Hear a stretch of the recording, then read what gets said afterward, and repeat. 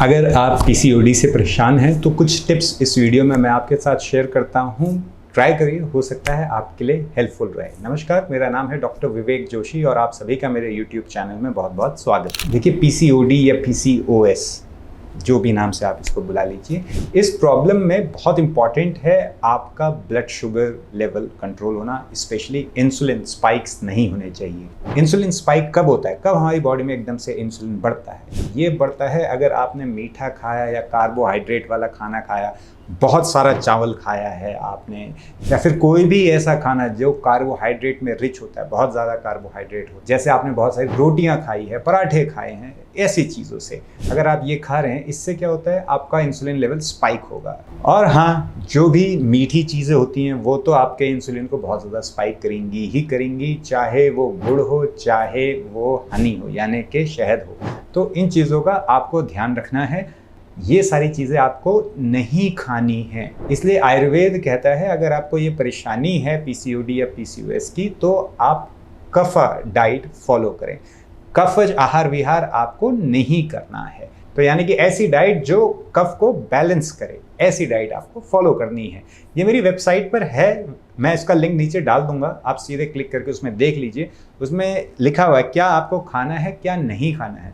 उसमें ऐसी कई सारी चीज़ें हैं जिनका आप पहली बार नाम सुन रहे होंगे, फल और सब्जियां। तो दुनिया में कोई भी कहीं भी बैठा हो, उसके यहाँ जो उग रहा है उसको उससे आइडिया लग जाए, इस हिसाब से मैंने वो डाइट बनाई है। तो जो आपके आसपास उगता है, जो चीज़ें आप जानते हैं, उस पर कंसंट्रेट करिए, बाकी चीज़ें छोड़ दीजिए। तो उसमें सिंपल लिखा है क्या खाना है, क्या नहीं खाना है। उसके बाद ब्रेकफास्ट में क्या खाना है, लंच में क्या खाना है, डिनर में क्या खाना है, ये आप खुद डिसाइड करिए। तो कफा पैसिफाइंग डाइट आपको फॉलो करनी है, जो आपके कफ को बैलेंस करे, वो डाइट आपको फॉलो करनी है। ये है पहली रिकमेंडेशन। अब ऐसी कोई भी चीज़ जो आपकी बॉडी में कफ को कम करेगी, ऐसी कोई भी चीज़ जो आपको वेट लॉस में हेल्प करेगी, ऐसी कोई भी चीज़ जो आपकी इंसुलिन स्पाइक को नॉर्मलाइज करने में हेल्प करेगी, इन चीज़ों का आपको ज़्यादा इस्तेमाल करना है। इसमें क्या आता है, नंबर 1 पर आता है इसमें सिनेमन यानी दालचीनी। दालचीनी की चाय आप डेली पी सकते हैं। सिर्फ दालचीनी डालिए, उबाल लीजिए, उसमें चाहे तो अदरक और कुछ अपने हिसाब से आप डाल के इसको इंटरेस्टिंग बनाकर आप पी सकते हैं। इसको आप डेली इस्तेमाल करना शुरू करिए। दालचीनी से आपको बहुत हेल्प आएगा, स्पेशली अगर आप पीसीओडी या पीसीओएस से सफ़र कर रहे हैं तो दिन में 1 से 2 कप ये चाय आपको पीनी है। चाहे तो इसको काढ़ा कह लीजिए, चाहे इसको चाय कह लीजिए। तो दालचीनी का आपको इस्तेमाल करना ही करना है। तीसरी चीज़ जो आपको अपने इस्तेमाल में लानी है वो है नारियल का तेल।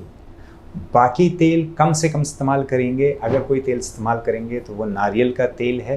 खाने में एकदम मिनिमम तेल का इस्तेमाल करिए, लेकिन नारियल का तेल आप रात को चाहें तो उसको पी भी सकते हैं, या सुबह खाली पेट उसको पी सकते हैं। रात को सोने से पहले आप उसको पी सकते हैं, 1 बड़ी चम्मच आप पी लीजिए।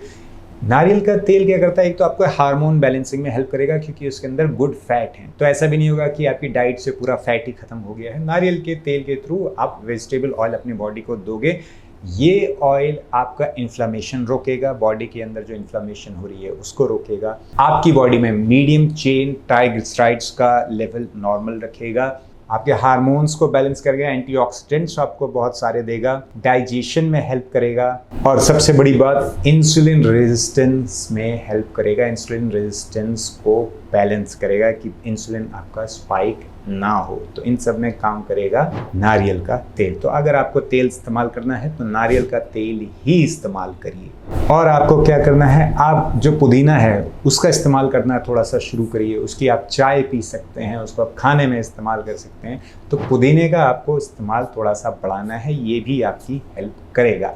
अब अगर हम बात करें आयुर्वेदिक औषधियों की, आयुर्वेदिक दवाइयों की, तो उसमें जो टॉप पर आता है, अगर आपको पीसीओडी पीसीओएस है, और स्पेशली अगर गांठें बन रही हैं यानी सिस्ट बन रही हैं आपकी ओवरीज में, तो वहाँ पर आपको इस्तेमाल करना चाहिए कांचनार गुग्गुल। कांचनार गुग्गुल 2 टैबलेट सुबह, 2 टैबलेट शाम को खाली पेट। अगर आप कांचनार गुग्गुल डीएस यूज़ करोगे तो बहुत अच्छा है, सेम डोज रहेगी, 2 टैबलेट सुबह, 2 टैबलेट शाम को खाली पेट। ये आपको यूज़ करना है। ये क्या करता है, कोई भी चीज़ जो अपने आकार से बड़ी है उसको कम करने में हेल्प करता है कांचनार गुग्गुल। चाहे वो सिस्ट हो, चाहे वो कोई गांठ हो, चाहे वो एंडोमेट्रियम हो, पूरी बॉडी में, ऐसे ही नहीं ओवरी में, अगर आपके ब्रेस्ट में सिस्ट है वहाँ पर भी हेल्प करेगा। तो कांचनार गुग्गुल थायराइड हार्मोन को भी नॉर्मलाइज रखने में हेल्प करता है, हार्मोन्स को नॉर्मलाइज रखता है। तो कांचनार गुग्गुल ईजिली अवेलेबल है, आपके आसपास कोई मेडिकल स्टोर है वहाँ पर देख सकते हैं, आयुर्वेदिक दवाइयाँ जहाँ पर रखी जाती हैं वहाँ पर, या आपको इंटरनेट पर ईजिली मिल जाएगा। तो कांचनार गुग्गुल BS ढूंढने की कोशिश करिए, नहीं मिलता है तो सिंपल कांचनार गुग्गुल भी चलेगा। दूसरी जो आपको चीज़ इस्तेमाल करनी है वो है त्रिफला। त्रिफला आप टैबलेट फॉर्म में भी ले सकते हैं। अगर टैबलेट में लेंगे तो 3 टैबलेट आपको रात को लेनी है। पाउडर ज़्यादा इफेक्टिव होता है, आधे से 1 चम्मच रात को पानी में घोल के पी सकते। लेकिन अगर टेस्ट के हिसाब से आप त्रिफला यूज़ नहीं करना चाहते हैं तो आप यूज़ करेंगे टैबलेट फॉर्म में। टैबलेट उतनी असरदार नहीं है, फिर कह रहा हूँ, जितना पाउडर है, तो कोशिश करिए। पाउडर नहीं होता है तो टैबलेट 3 टैबलेट रात को सोने से पहले ये रखेंगे। क्यों? क्योंकि डाइजेशन अच्छा होना बहुत ज़रूरी है। आयुर्वेद कहता है कोई भी डिजीज़ है उसका अगर तुम्हें ट्रीटमेंट करना है जड़ से तो सबसे पहले आप पाचन तंत्र सही करिए, पाचन शक्ति अच्छी करिए, डाइजेशन अच्छा करिए। तो इसीलिए हम त्रिफला ज़रूर लगा रहे हैं। तो ये 2 मेडिसिन हैं। अब अगर आपकी मेंसेस डिले होती हैं, बहुत 2 तो 3 महीने में एक बार होता है, कभी 4 महीने में एक बार होता है, तो यहाँ पर आप लगा सकते हैं आयुर्वेदिक दवाई जिसका नाम है रजा प्रवर्तनी वटी। हार्ड नाम है इसलिए सब मैं स्क्रीन पर भी लिखता जा रहा हूँ जिससे आपको पढ़ने में आसानी हो। रजा प्रवर्तनी वटी आपको लेनी है 22वें दिन से आपको शुरू करनी है मेंस्ट्रुअल साइकिल के। यानी कि अगर आपकी मेंस्ट्रुअल साइकिल ख़त्म हुई है 1 तारीख को, तो 22 तारीख से आप रजा प्रवर्तनी वटी लेना शुरू करेंगे। कितनी लेनी है? 2 टैबलेट सुबह, 2 टैबलेट शाम को, खाली पेट। इसको भी खाली पेट लेना है। तो कांचनार गुग्गुल और ये आप साथ में ले सकते हैं। इसको आप लेंगे, कब तक लेंगे?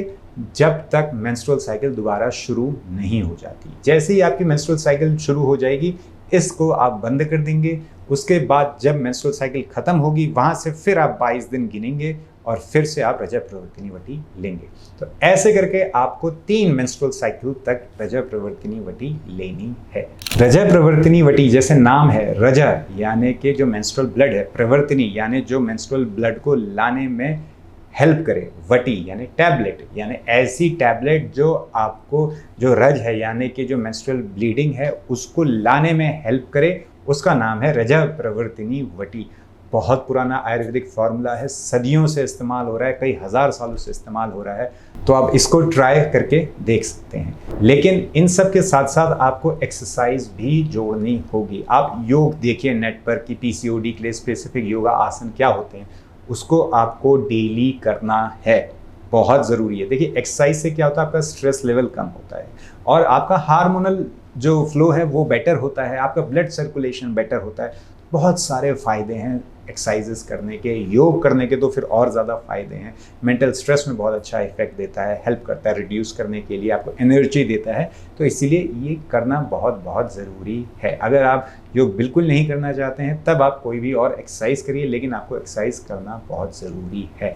लेकिन इसके साथ साथ ध्यान रखिए कि जब मेंस्ट्रुअल साइकिल चल रही हो तब एक्सरसाइज नहीं करनी है। ये गलतियाँ बहुत सारी लेडीज़ फीमेल्स कर देती हैं जिसके कारण फिर आगे जाके एंडोमेट्रियोसिस की शिकायत हो जाती है, परेशानियां हो जाती हैं, जो आपकी बच्चेदानी है, यूट्रस है, उसमें प्रॉब्लम्स हो सकती हैं। तो इसीलिए बेटर है कि इस समय जब मेंस्ट्रुअल साइकिल चल रही हो उस वक्त आप कोई विग्रेस एक्सरसाइज ना करें। हाँ, दिन भर के जो भी काम है वो आप कर सकती हैं, लेकिन ज़्यादा एक्सरसाइज, बहुत ज़्यादा चलना, ये सब आपको नहीं करना है जब मेंस्ट्रुअल साइकिल चल रही है। तो ये छोटी छोटी चीज़ों का ध्यान दीजिए और आपको अच्छे रिजल्ट्स मिल सकते हैं। इस वीडियो में मैंने आपको जनरल इन्फॉर्मेशन दी है, जैसे कि रजा प्रवर्तनी के बारे में मैंने कहा है कि आपको 3 मेंस्ट्रुअल साइकिल इस्तेमाल करनी है। हो सकता है उससे थोड़ी ज़्यादा भी करनी पड़ जाए किसी को। तो अगर आपको अच्छे रिजल्ट्स आते हैं तो आप अपने आसपास किसी अच्छे आयुर्वेदिक डॉक्टर को ज़रूर दिखाइए। आयुर्वेद में इसका बहुत बहुत अच्छा ट्रीटमेंट है। मेरे पास जितने भी पेशेंट आए हैं आज तक PCOD के, सब में ही रिजल्ट्स आए हैं। अगर कोई ये कहता है कि PCOD की वजह से आपको बच्चा नहीं होगा, गर्भधारण नहीं हो पाएगा, मैं बोलता हूँ फॉल्स।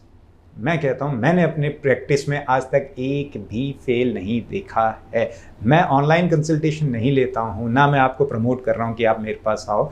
आप आसपास जो भी अच्छे आयुर्वेदिक डॉक्टर्स हैं उनके पास जाइए, उनको दिखाइए, वहाँ से आपको अच्छी हेल्प मिल सकती है। मेरे से भी बहुत ज्ञानी, बहुत बड़े बड़े डॉक्टर्स हैं, आप उनके संपर्क में आइए, वहाँ से आप ज़रूर अपना आगे का ट्रीटमेंट करिए।